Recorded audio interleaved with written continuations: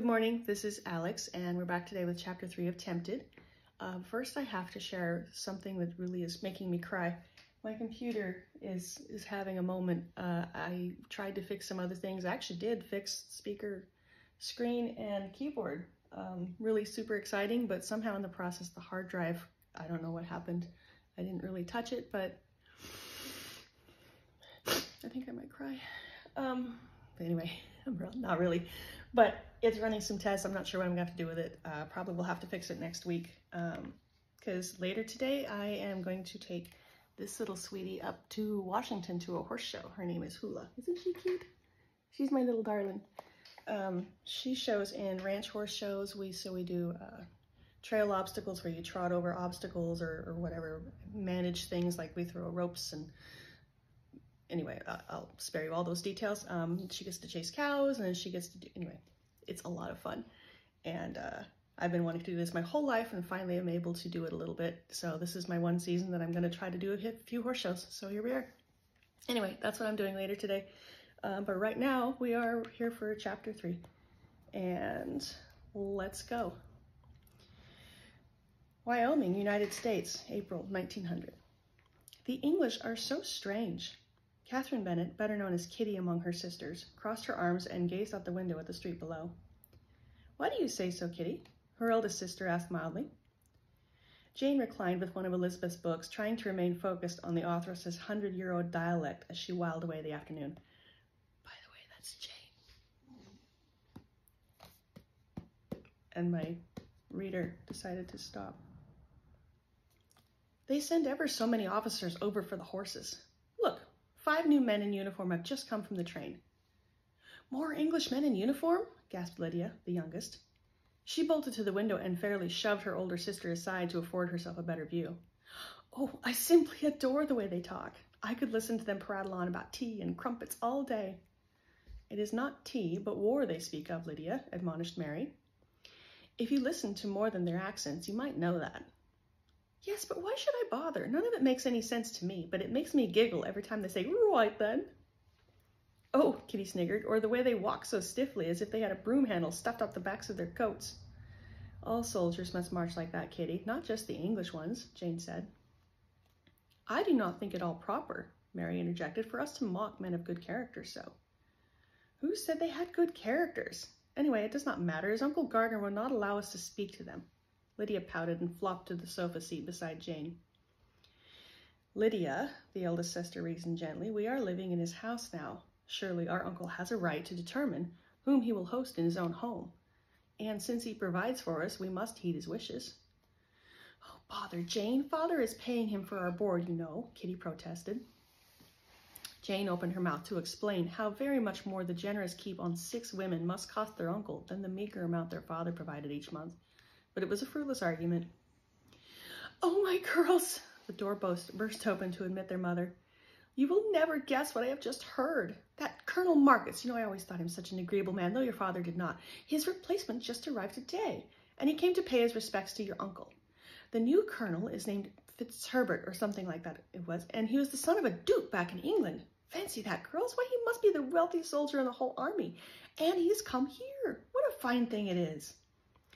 Come, Fanny, a stern, masculine voice issued from behind her. You must not go on so. Uncle, is it true? Kitty and Lydia bounded to their uncle with pleading eyes and softly clinging hands. Can such a man truly exist? I saw him in the general store, Mary said. He surely does. Lydia, you act as if he was descended from Apollo. He's just another Englishman. But a duke's son, cried the youngest. Uncle, please tell me if it's true. Not entirely, Uncle Gardner finally managed. He's the son of an earl, which is a considerable step down from a duke, if I understand properly. I would wager he's a 2nd or 3rd son, or he would not be in the army, but back in England, living in style. So, you see, Fanny, he is not quite the prize you took him to be. But be good enough to let the poor man alone to attend his duties while he remains in the area. I shall not believe you, objected his sister. Even the 2nd son of an English earl must have his means, and to have been given such prestigious appointment. He must be very well connected. Mother, Jane reasoned, I doubt they give the horse buyers much honor within the regiment. I think if you were to ask him, he would much prefer to be commanding soldiers. Mrs. Bennet would not be deterred. But that is so dangerous. No, surely the preferred appointments are the ones such as these, where a colonel may still wear his uniform and serve his country in safety. Now, Fanny, Mr. Gardner asserted with finality, you may put such notions aside. English soldiers do not come to the American frontier in search of a wife. If they entertain feminine companionship at all, it is not done with regard to the dignity of the lady. While under my roof, I will not allow... He never finished his statement, for at that moment the door opened behind him. Elizabeth's entry might have passed quietly enough had her mother not determined to enlist her aid against her uncle. Apart from Jane, who had already mildly disagreed with her, Elizabeth was the only one of her daughters who had ever proved capable of dissuading Mr. Gardner from his course. "Lizzie," she bubbled. "Oh, Lizzie, did you see all the officers come from the train?" "Oh, yes, I heard something about that. I think most of them had already gone off to the corrals by the time I returned." "Oh, Jane, I knew you would like that book. Tell me, how far have you come?" Jane held up the book with a faintly wan expression. 5 chapters worth of flowery prose. "You said it gets better?" "Oh, yes, most assuredly." "Lizzie," interrupted her mother, "you must hear all about the new officers. Did you know that Colonel Marcus is to be replaced?" "I believe it was his replacement I encountered on the way home. Rather high-handed, if I do say so. Oh, Uncle Edward, Papa says he needs a new order of shoes and nails for the remounts." "I will see he gets them, Lizzie." He smiled, a twinkling expression of victory, and patted his niece on the shoulder. "Mary and Lydia, I believe it is your turn to help your aunt in the store this afternoon. Run along, girls, for she has several new bolts of fabric to sort and shelve." Mary stood placidly enough, but Lydia began to whimper. As the youngest daughter of Thomas Bennet, former Angus rancher, one would naturally expect that she had encountered her share of work. However, by the time of Lydia's birth, the ranch had known several years of relative prosperity. All had been comfortable indeed before that last year when sickness had struck down the Bennet herds and forced the family into insurmountable debt. Lydia's days of hard labor had been short enough, and she felt, with all the more resentment, the demands her uncle placed on her in exchange for her keep. An instant after expressing her typical reluctance, however, a new thought came to her. She flushed up, eyes and cheeks bright, and turned to a little looking-glass at the end of the room to see that her hair fell as she liked it. "I believe," Uncle Gardner commented dryly, "that the British have all gone to their new duties with the horses, Lydia." "Uncle," she came near, her tone serious and wheedling, "do you not think I should wear my hair up, as do Jane and Lizzie?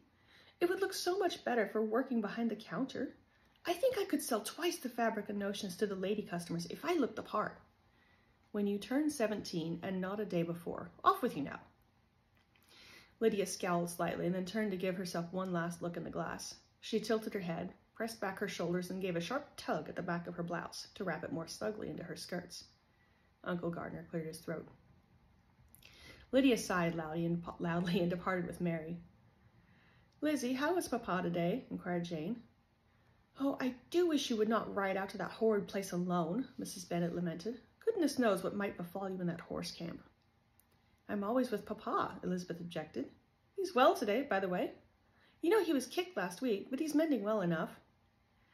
"Lizzie," Uncle Gardner sighed, "I fear your mother is right. There are simply too many strange men about town now. I do not think you should be riding alone. No, not even with one of your sisters. Perhaps Billy Collins can ride with you. I do not think any will trouble you so long as you have a man with you." Elizabeth groaned. Not her cousin. Billy could scarcely sit a horse without being strapped to the saddle, and nobody prattled such banalities. "What of John Lucas, Uncle? We would be safe with him, I'm sure." "John Lucas works for Mr. Drysdale now and will be wanted at the rail yard. I can spare Billy well enough." Elizabeth rolled her eyes toward Jane, finding a sympathetic gaze awaiting her. Uncle could spare their cousin so well because Billy was essentially worthless, and everyone knew it, save for Billy. That Uncle Gardner kept their cousin employed was more a testament to his generosity than any merit on Billy's part. "Come, Lizzie," soothed their uncle. "I know you will not argue with me. You heard what happened with Mary King. Why, it makes my blood boil just to think of it. I cannot bear for such to befall you on your visits to your father." Elizabeth was still pouting, but only faintly.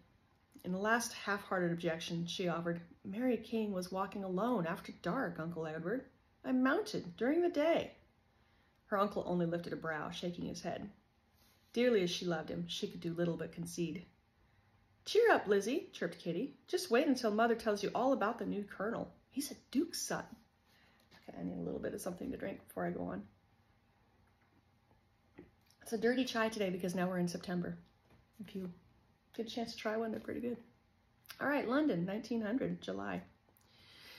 Darcy, my ears must be deceiving me. Tell me you have not fallen to the arts of that chit from the wilds of America. Why did you not send her packing at once? Darcy's knee bounced as he sought the words to appease his relation. The ladies had nowhere else to turn, aunt. They may indeed have had no claims upon our family, but no gentleman could turn them out, friendless and distraught as they were. Distraught? The Dowager Countess of Matlock waved her lace handkerchief and dabbed her eyes. If anyone has reason to be so, it must be I, just widowed, and now this news about my dearest boy. Certainly not this nameless hussy of no family and no class. What connection can she possibly have to my son? It's all a sham and a lie, Darcy, and I cannot fathom how you have succumbed to her ill-gotten tale of woe. I have the truth of it in Richard's own hand, aunt, or at least enough of it that I believe the rest she has summarized for me. Richard wrote of her while he was there, and then again after he reached South Africa. He told you he was married? I do not believe it. Not in so many words. Darcy hesitated. He spoke of the lady, and that there was something more he wished to tell me, but I suspect his sense of delicacy and the demands of his circumstances prevented him from writing all. It was an exceedingly short note, barely more than an assurance of his safe arrival in Cape Town. One does not entrust the announcement of his marriage to such an abbreviated missive. He said he would write again soon, but he never did. That girl has presumed upon us during a time of tragedy. I will not have her polluting my house, and I insist you send her away from yours before my niece is infected with her atrocious manners. I have not found her manners to be particularly wanting. Uncultured, to be sure, but not deliberately so. She flaunts all that alarming frankness of her breed and is understandably unsettled just now, but she's not impolite or demanding, and neither is her sister. Their male escort, a cousin from what I understand, is less prepossessing. Darcy, do you not hear yourself? She's not alone and friendless. Turn her out, I say, and let her trouble another family with her lies. What is this? Reginald Fitzwilliam, recently made 9th Earl of Matlock, breezed into the room, still fussing with his buttons.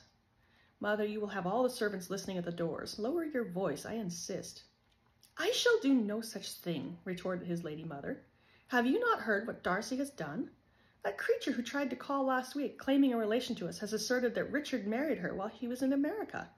And Darcy has taken her in, offered the party hospitality of all things. Matlock shifted wide eyes to Darcy. You don't say. Richard married? I don't believe it. She appears to have a legitimate marriage license. I was no more inclined to credit her story than you, but from piecing together the facts I know with what she has told me, I believe she is truthful. If that be the case, and if she is married to Richard, it is our duty to see her cared for until... A choking sound from his aunt stopped him, and Darcy paused and lowered his eyes in sympathy. He had not been without his own private displays of grief, but a mother was permitted some more public liberties.